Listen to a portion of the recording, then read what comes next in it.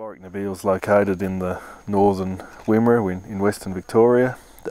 Traditionally we've been a 350mm rainfall zone, but over the last 10 years we're learning to live on around 300mm of rainfall a year. For this area, I suppose the two most obvious changes in the climate have been that for 10 years now we haven't had that proper traditional seasonal break. We just have a number of rainfall events, or sometimes no rainfall events, in that traditional late autumn period, and you don't really have that signal of, well, it used to be dry and now it's wet enough for a crop to grow. So there's a real learning to decide when do you plant a crop, given that through that May-June period of optimum cropping we're really only just getting showers lately.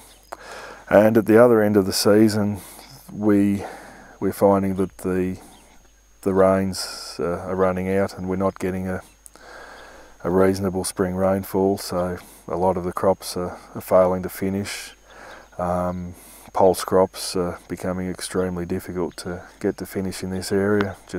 We just don't have sufficient spring rainfall for them to finish.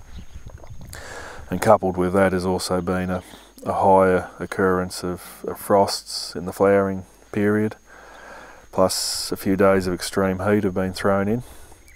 So all in all, it's becoming extremely difficult to get a crop to get it through the last probably 6 weeks of its life through to harvest. On top of those two major changes, we've probably seen more summer thunderstorm events occurring, which there was a time in the past you would have cursed that because that made more tractor work, but we now realise that that's where we make our money.